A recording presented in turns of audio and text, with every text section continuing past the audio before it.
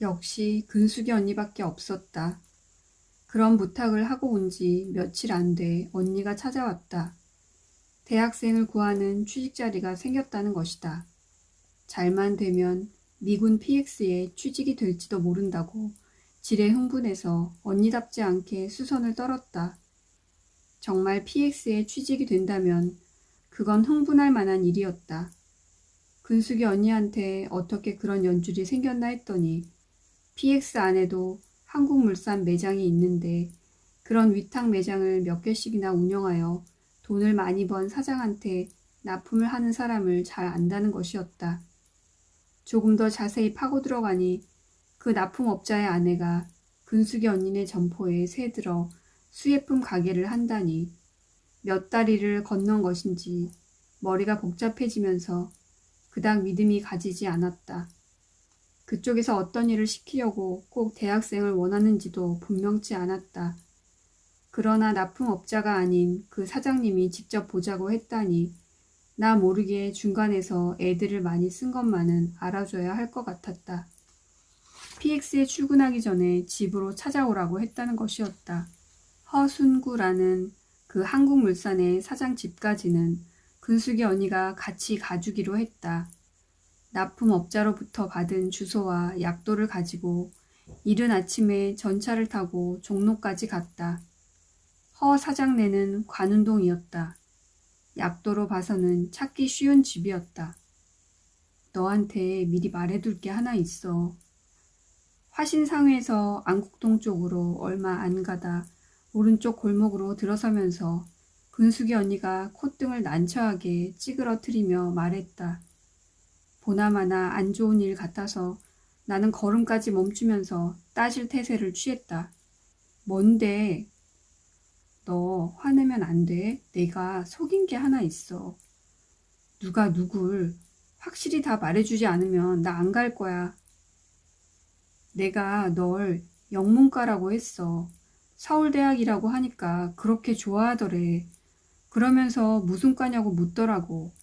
누군 누구야. 중간에 든 사람이지. 진짜 사장은 나도 오늘 처음 만날 거고. 서울대학을 그렇게 좋아한다니까 영문과라면 더 좋아할 것 같더라고. PX에서 장사하면서 대학생 구하는 까닭이 뭐겠어? 지가 영어가 달릴 때 써먹으려고 그러는 게 뻔하잖아. 그래서 말한 거니까 그렇게 알고 있어? 지금 세상에 어디 가서 재학증명서 떼오랄 것도 아니니까. 나는 더 나쁜 쪽으로 머리를 굴리고 있었기 때문에 슬며시 웃음이 났다. 속고 있는 게 내가 아니라 상대방이라는 게 우선 마음이 놓였던 것 같다. 나를 취직시키려고 그렇게까지 애를 써준 게 고맙기도 하고 영문과라고 속이는 것도 뒷갈망이 캥기기는 해도 못할 것도 없다고 생각했다. 나는 근숙이 언니가 생각하고 있는 것처럼 그렇게 결박하지 않았다. 돈이 벌고 싶었고 PX란 데가 어떻게 생긴 데인지 구경이라도 한번 해보고 싶었다. 도남시장의 순대 냄새와 꿀꿀이죽 냄새가 뒤섞인 냄새. 그 냄새에 오장이 뒤틀리는 듯한 식욕을 이기지 못해 지친 짐승처럼 정기 없이 번들대는 눈과 어두컴컴한 얼굴로 두 가지 음식의 영양가와 부피와 주머니 사정을 암산으로 산출해내느라 발걸음을 질정 못하는 막버리꾼. 브래지어와 거들까지 깃발처럼 내걸고 손님을 부르는 구제품 자판의 악취보다 더 비위를 뒤집는 야릇한 암내. 그 앞에서 터무니없이 큰 브레이저를 자신의 미숙한 가슴에 대보는 입술 붉은 어린 창녀. 저만치서 마른 침을 삼키며 그 여자의 일거수일투족을 호시탐탐 노리다가 그 여자가 아쉬운 듯이 아무것도 못 사고 사람들 사이에 섞이는 걸 틈타 살금살금 다가가 귓전에 바싹 퀴퀴한 입을 갖다 대고 달라 이쑤? 후하게 쳐줄게. 나하고 단골 트면 해롭지 않아. 독침처럼 날카롭고 표독하게 속삭이는 달러 장수. 파리가 윙윙대는 푸주간에서 수시로 가죽 혁대에다 식칼을 갈면서 똑같이 쉬팔이나 불러들이는 건고등어 장수를 은근히 얕보는 늙은 백정. 악착같이 한 눈금이라도 더 덤을 받으려는 얌체 손님을 핑계로 5눈금쯤은 더 나가도록 안진뱅이 저울을 조작해놓고 거드름을 피우는 밀가루와 설탕가루 장수. 봉지쌀에서도 단 한 움큼이라도 벗겨 먹으려는 싸전 영감과 안 속으려는 어린 세대간에 돛박을 평평하게 미는 방망이를 가지고 배가 너무 부르다거니 눈깔이 뼈냐? 나처럼 홀쭉한 방망이로 미는 싸전 있으면 나와 보라거니 사생결단의 치열한 싸움. 온종일 모기시귀에 싸구려와 떠리를 외쳐대도 물건은 안 줄고 허기만 지는 푸성기와 과일 장수. 점심을 거르고 새우젓 조금 집어먹고 냉수 한 대접 마시는 고릿한 냄새가 몸에 밴 젓갈 장수. 그런 것들 사이를 놀이터 삼아 요리조리 싸다니다 운수 좋아 남의 걸 슬쩍해서 입정질해도 야단 맞지 않는 장돌뱅이 새끼들. 이런 생존의 마지막 발악 속에서도 눈에 띄게 초연하고 고상하고 알토란 같은 장사가 있었으니 바로 미제 장수였다. 미제 장수는 언제 단속반이 들이닥칠지 모른다는 위험부담 때문에 거의 노점이었고 좌판의 크기도 잘해야 밥상 넓이밖에 안 됐지만 물건만은 금값처럼 애누리 한 푼 없는 현금 장사였다. 미제 물건이란 포장이 또 얼마나 아름다운지 지난 여름 자매다가점을 시작할 때 근숙이 언니하고 뒤지고 다닌 미제 장수들이 취급하던 군용 미제하고는 될 것도 아니었다. 앞서의 미제가 시레이션에서 흘러나온 거라면 뒤의 것은 PX에서 흘러나온 거라고 했다. PX 물건 하면 곧 고급의 사치품을 의미했다. 럭키 스트라이크와 카멜 담배, 밀키웨이 초콜릿, 럭스 비누, 나비스코 비스킷, 참스 캔디, 폰즈 크림, 콜게이트 치약. 그런 미제 물건들이 좌판에 반짝반짝하고 알록달록하게 모여있는 것만 봐도 즐거운 눈요기가 되었고 미국이란 나라에 대한 무조건적인 동경을 불러일으켰다.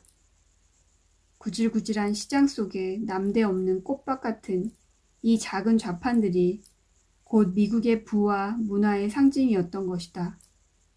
여북해야 점잖은 척하는 신사도 어쩌다 럭키 스트라이크를 한 갑 사서 피우고 나서는 그 맛보다는 그것으로 인하여 과시할 수 있는 품위를 잊지 못하여 그 갑에다 국산 담배를 넣어가지고 다니겠는가. 이렇게 껍질조차 아까워서 못 버리는 미제를 통틀어 PX 물건이라 칭하지 않던가. 그리로 통하는 길에 다소의 난관이 있는 건 알리바바의 동굴에 들어가기 위해선 암호가 있어야 하는 것과 다를 것이 없었다. 나는 점점 언니가 거짓말을 시켰다는 데 기죽기보다는 취직 자리에 매혹을 더해주는 걸 느꼈다. 걱정 마, 잘해볼게. 나는 의젓하게 언니를 위로했다. 앞으로 계속하게 될 것 같지 않은 입학만 한 서울대학이 이제 와서 쓸모가 있다는 것도 여간 유쾌한 일이 아니었다. 만약 거기 취직이 안 된다면 대학을 떨어진 거 이상으로 낙담스러울 생각을 해서라도 사장이 좋아한다는 서울대학과 나에게 걷잡을 수 없이 매력 있어지는 PX의 흥정이 원만스러울 수 있도록 최선을 다할 터였다. 근숙이 언니 혼자서 찾아낸 허사장네는 소술 때문이 드높은 조선 기와집이었다. 그러나 앞마당에 들어서자마자 보통 살림집하고는 인상이 달랐다. 사랑채에 딸린 툇마루 밑엔 여남은 켤레나 되는 고무신과 운동화가 어지럽게 흐트러져 있었고 그 안에서는 여러 대의 재봉틀 소리가 들들대고 있었다. 추녀 밑에도 울긋불긋한 옷감이 두루마리 피륙채로 쌓여 있었고 큰 상자 속에 꾹꾹 눌러 담은 허섭 쓰레기도 온통 마름질하고 남은 조각들이어서 어수선해 보였다. 그러나 대돌 위에 높이 솟은 안채는 조용하고 위엄이 있어 보였고 육한 대청의 살림살이는 으리으리하고 반질반질 기름이 흘렀다. 부엌에서 나온 식모가 안방으로 안내했다. 허 사장인 듯 싶은 40도 채 안 돼 보이는 신수 좋은 남자가 명주 바지 저고리 차림으로 내 나이 또래밖에 안 돼 보이는 피부가 고운 여자와 함께 아랫목에 깔아놓은 뉴동 포대기 밑에 발을 넣고 앉은 채 우리를 맞았다. 사랑에 겨운 가벼운 신랑이나 농짓거리를 하고 있었던 듯 나른하게 풀린 표정들을 하고 있었다. 사람을 어떻게 보고 여자하고 시시덕대던 자세를 고쳐 앉지도 않고 사람을 불러들이는 것일까? 모욕감을 느꼈지만 경대 앞에 세워놓은 액자를 보니 그들의 결혼사진이었다. 별것도 아닌 것 때문에 기분이 혼자서 개었다 흐렸다 했다. 허 사장은 격식을 안 차리는 사람 같았다. 아랫목에 발을 넣으라고 우리를 그들이 같이 덮고 있는 포대기 밑으로 끌어들였고 조금 있다 아침상이 들어왔는데 식모한테 공기하고 숟가락을 더 나오지 않았다고 나무라면서 같이 먹을 것을 권했다. 손발이 꽁꽁 얼어 아랫목으로 다가앉기는 했지만 식사를 같이 하는 것은 굳게 사양했다. 밥을 먹으면서도 먹고 나서도 그는 나를 떠보거나 의향을 물어보지 않고 곧바로 자기 사람 취급을 했다. 중학교밖에 안 나온 자기가 돈 좀 벌었다고 서울대학생을 부리게 되어 기분이 좋다는 소리를 농담처럼 하는 것으로 봐서는 취직은 된 거나 마찬가지였다. 진의가 의심스러운 것은 되레 내 쪽이어서 영문과를 들어가긴 했어도 얼마 다녀보지도 않았고 더군다나 외국 사람하고 영어를 해본 경험은 한 번도 없다고 실토를 했다. 그는 껄껄 웃으면서 공부 많이 한 사람이 영어 더 못하는 것은 PX 안에서 숱하게 봤다고 하면서 말 잘하는 사람은 따로 부리고 있으니 나는 읽고 쓰는 것만 도와주면 된다고 했다. 내 일은 더욱 모호해져서 좀 더 구체적인 얘기를 듣고 싶었지만 출근해서 부딪혀보면 저절로 알게 된다고만 했다. 나는 점점 더 떨떠름해졌다. 그런 내가 비싸게 구는 것으로 보였던지 그는 더 확실하게 자기 사람 취급을 하려 들었다. 출근은 내일부터 하도록 해요. 임시 패스라도 신청해서 나오려면 하루가 걸리니까. 참, 오늘은 이왕 여기까지 온 김에 공장이나 구경할까? 들어오면서 눈여겨본 사랑채를 공장이라고 했다. 울긋불긋한 천으로 파자마를 만들고 있었다. 발들여 놓을 틈 없이 혼잡스러웠지만 눈여겨보니 일사불란하게 분업이 이루어지고 있었다. 재단사만 남자고 다들 아주머니 아가씨들이었다. 처음 보는 미싱자수 기술이 신기했다. 여학교에서 거의 한 학기 걸려도 완성될까 말까 한 수저집이나 베갯못 따위 전통 자수와 조금도 달라 보이지 않는 수가 미싱 바늘 밑에서 순식간에 그린 듯이 곱게 돼 나왔다. 앞판에다가 용이나 공작, 모란꽃 따위를 크게 수놓고 나면 다음 미싱에서는 뒷판과 맞추고 소매를 달고 차이니즈 풍으로 처리한 파자마 윗도리가 돼 나왔다. 같은 색깔의 바지와 맞춰 한 벌이 완성되면 치수별로 상자에 넣게 돼 있었다.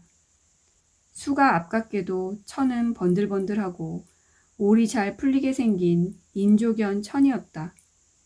외국 군인한테 팔 때는 천을 세틴이라고 말한다는 그 파자마는 빛깔도 세련되지 않은 원색 그 자체여서 우리 같으면 거저줘도 안 입을 것 같은데 한 벌에 자그마치 12달러 20센트나 받는다고 했다. 공정 환율은 어떤지 모르지만 만일 그 돈을 암달러 상한테 바꾼다면 우리 식구가 한 달도 살 수 있는 거액이었다. 양키들 월급날만 되보라지. 우리 매장에서 하루 매상이 2,000불도 오른다고. 그러니 내가 돈을 안 벌고 백이겠어? 그땐 공장도 야근에 들어가는 거지 뭐. 미스박도 그때는 파자마 포장만 해도 눈꽃 뜰 새 없을 거구먼. 영어를 못해도 내쫓길 것 같지는 않았지만 결국은 핫바리 점원으로 서먹겠다는 소리로도 들려서 약간은 자존심이 상했다. 내일 출근하기로 하고 공장 견학을 마치고 나오면서 근숙이 언니한테 그런 언짢은 심정을 털어놓았다. 얘는 그건 앞으로 너 하기 나름이란 소리 아니겠어? 나는 영문과 아니면 안 되는 어려운 주문을 할까봐 얼마나 마음을 졸였다고. PX는 딴 세상인 줄 알았는데 그딴 도깨비 쓸배 같은 걸 파는 데가 다 있을까? 이왕 점원 노릇밖에 못할 거면 껌이나 담배나 그런 진짜 미제 물건 파는 데라면 얼마나 좋아? 똥 누러 갈 때 다르고 누고 나서 다르다는 소리가 바로 너를 두고 하는 소린 줄 알고 짓거려라. 도남 시장에서 점원이라도 하고 싶달때가 엊그저께야. 나는 얘 PX하니 어떻게 생겼나 돈 내고라도 구경 한번 해봤으면 좋겠다. 근숙이 언니는 취직시켜준 김에 내 눈치 보지 않고 말을 막 했다. 난 그게 조금 더 싫지 않았다. 걱정도 됐지만 전혀 딴 세상으로 발을 들여놓은 것처럼 마음이 설레고 가슴이 울렁거렸다. 이제 그림자 노릇은 지긋지긋했다. 엄마는 외아들을 잃었으니 앞으로 무슨 낙을 바랄 것이며 올케 또한 과부가 되고 말았으니 죽지 못해 사는 게 가장 잘 어울리겠지만 나에겐 얼마든지 행복할 수 있는 가능성이 열려 있었다. 엄마와 올케에 동조한 의무 기간은 그만하면 충분하다고 생각했다. 나는 아주 오래간만에 내 안에서 삶의 의욕이 쾌적하게 기지개 켜는 걸 확실하게 느낄 수가 있었다. 산전수전 다 겪은 것 같아도 난 이제 겨우 21살이었다. 미치게 젊은 나이였다. 근숙이 언니가 나에게 내일부터 출근할 양장이 있냐고 물었다. 대학에 들어간 게 늦은 봄이었고 그때 엄마가 해준 게 하늘하늘한 조제 치마에다 수 저고리였다. 그러고 나서 아직까지 양장은 고사하고 치마 저고리도 새 것을 얻어 입어 본 적이 없었다. 피난 갈 때마다 끌고 다니던 옷감은 몇 벌 있었다. 언니는 취직 선물을 하고 싶다며 당장 동대문 시장으로 끌고 갔다. 천병가의 즐비한 옷가게나 양품점은 도남시장보다 훨씬 번창했지만 기성복은 역시 구제품이 주종을 이루고 있었다. 손질을 잘해 옷걸이에 걸어 놓은 걸 보면 그럴듯해 보였지만 입어보면 딴판이었다. 수수한 정장 윗도리로 보이는 것도 입어보면 허리가 너무 길고 꽉 끼고 소매 역시 좁고 긴 게 단박 구제품 티가 났다. 그래도 우리는 뭐가 그렇게 좋은지 낄낄대며 동대문 시장을 휩쓸고 다녔다. 다니는 사이에 눈썰미도 생겨서 허리가 그닥 길지 않고 품도 넉넉한 걸 하나 발견할 수가 있었다. 그걸 얻어 입으면서 첫 월급을 타면 근숙이 언니의 선물 먼저 사야겠다고 별렀지만 간사스러운 것 같아 말로 하진 않았다. 집에 들어갈 때도 큰 수가 난 것처럼 호기를 부리고 들어갔다. 우리 집안을 울리는 명랑한 목소리가 내가 듣기에도 생소하게 들렸다. 오랫동안 움직임 없이 고였던 공기와 먼지들까지 파문을 일으키며 무산하는 게 보이는 듯 했다. 산 사람이 마냥 죽지 못해 사는 신용을 하면서 살 수는 없는 일이었다. 어차피 누가 한 번은 깨야 할 금기였다. 저녁 때는 일부러 숙부네로 마을을 가서 취직된 걸 알렸다. 숙부가 뛸 듯이 기뻐하며 홀가분해하는 걸 보면서 그동안 우리가 그분에게 얼마나 무거운 짐이 됐었는지 알 것 같았다.